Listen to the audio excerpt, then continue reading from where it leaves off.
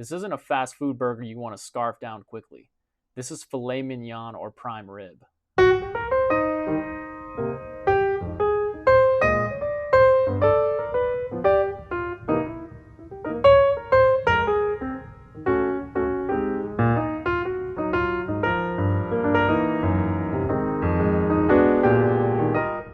Good afternoon, everyone. Welcome to Read the Right Thing Book Reviews. I'm Eric. Thanks so much for watching. Today I'm going to be reviewing Blood Meridian by Cormac McCarthy. So kick back, relax, and enjoy the video. Cormac McCarthy is an American author known for novels, short stories, plays, and a couple screenplays. You've probably heard or seen some of the film adaptations from his novels like The Road, All the Pretty Horses, and No Country for Old Men.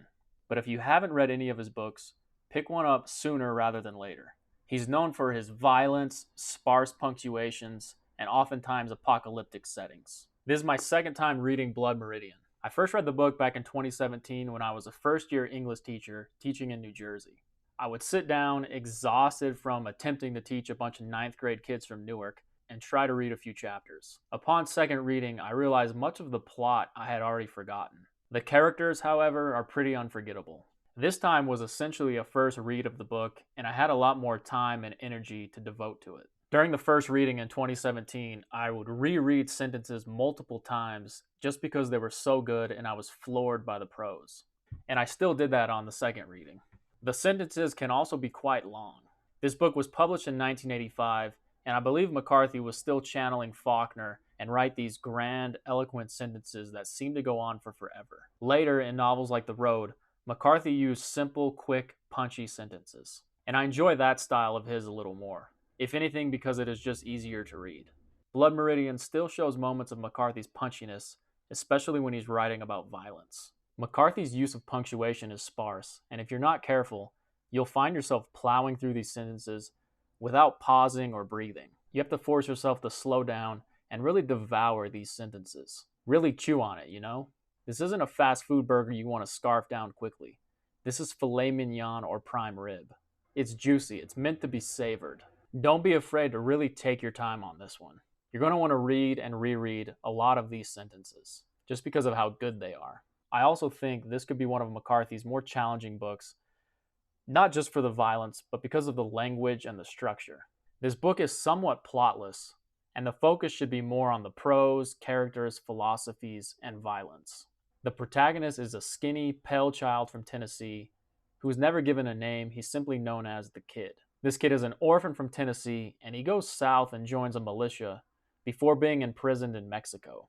And another character and acquaintance of his named Toadvine gets them out of jail based on the two joining the Glanton gang to protect the Mexicans from Apaches. The Glanton gang are Indian hunters who hunt scalps for the Mexican government. They first hunt the dangerous Apaches, and then move on to innocent Indians, and then they move on to anyone who has a scalp resembling an Indian. Now, this book is a work of fiction, but the Glanton gang and a lot of these characters were real things and real people. So the book is based on events that actually happened. A lot of readers and scholars question, does this book even have a hero? Is the kid a hero? The kid does show flickers of empathy and compassion throughout the story. He has the potential to be a hero, but he lives in a violent world and ultimately succumbs to this violence. If the kid is the protagonist or the hero, which could be argued either way, then the antagonist is Judge Holden, or in the book simply known as the Judge. The Judge is the embodiment, the epitome of pure evil. He's a tall, hairless, interesting-looking man. Everyone in Glanton's gang had a running in with the Judge at some point in their lives. He seems to be ubiquitous and shows up everywhere. He also seems to never age. He sits around the fire with the gang, or as they're writing, he gives lectures on nature, war, philosophy, and the law. Throughout these lectures, the kid just mutters that the Judge is crazy. During several instances, the Judge even appears to be magic. The Judge is a very interesting character.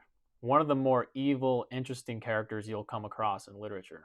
The Judge keeps a notebook full of drawings of specimens of life, like plants and birds and insects, and all sorts of things. He seeks to understand everything in the world, to have power over his life and everything in the world. I would say this curiosity isn't virtuous. He's pure evil. The Judge, however, does understand that the smallest, least understood thing can end up being the death of any man. He seeks to conquer everything around him. The kid has multiple run-ins with the Judge, and it seems that he can't escape him. I think this signifies that humanity will never escape violence or war. There's a part in the book where the judge says he would put every bird in a zoo.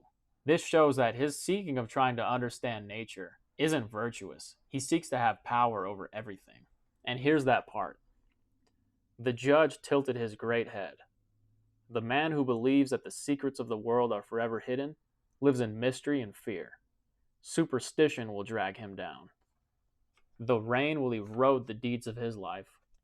But that man who sets himself the task of singling out the thread of order from the tapestry will by the decision alone have taken charge of the world, and it is only by such taking charge that he will effect a way to dictate the terms of his own fate.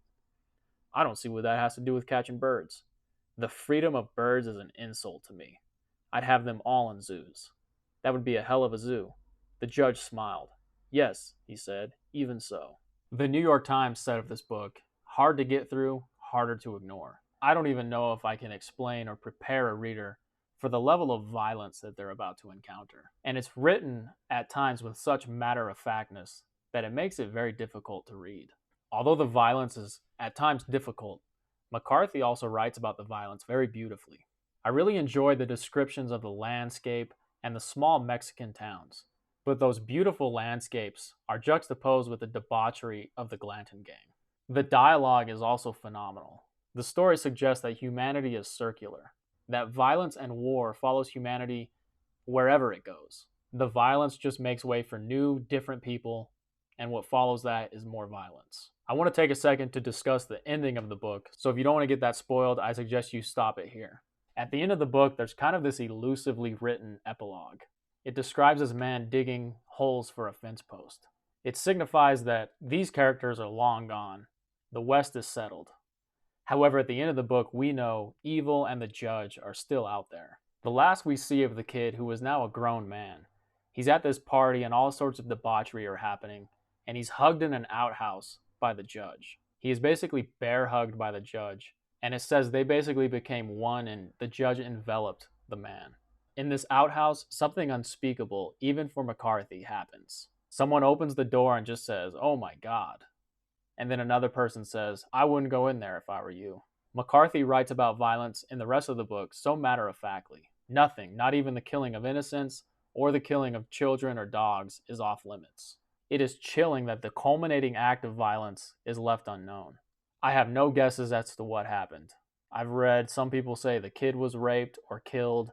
Some people say the kid and the judge raped a young girl. But that act of violence is left unknown. The only thing we do know is that after the judge is dancing, and he's dancing beautifully, and he's having a great old time, and he says he'll never die. And I kind of believe him. The ending of the book is really going to stick with you for a long time. It's really a great ending. I love these endings where they don't tell you exactly what happens. It's left open-ended. McCarthy really is one of the best writers of his generation. Yeah, I would say the only thing I disliked about this book is the repetitiveness of the plot. And the language is also kind of hard to grasp, especially when he's writing about different flowers and plants that I had no idea what they were. And McCarthy really is a genius and so good at creating these nightmarish worlds. I'm sure I'll read this one again. So was this book the right thing for me? 100%. Having read a lot of new books the last couple years, I'm actually looking forward to rereading some of the books I've read in the past 5 or 10 years. Would this book be the right thing for you? If you like violent stories set in the Old West, I would say for sure pick it up. This book is really vast and grand, so I couldn't get to everything I wanted to talk about. And if you've read this book, let me know what you thought about it in the comments. Thanks so much for watching, and as always, read the right thing.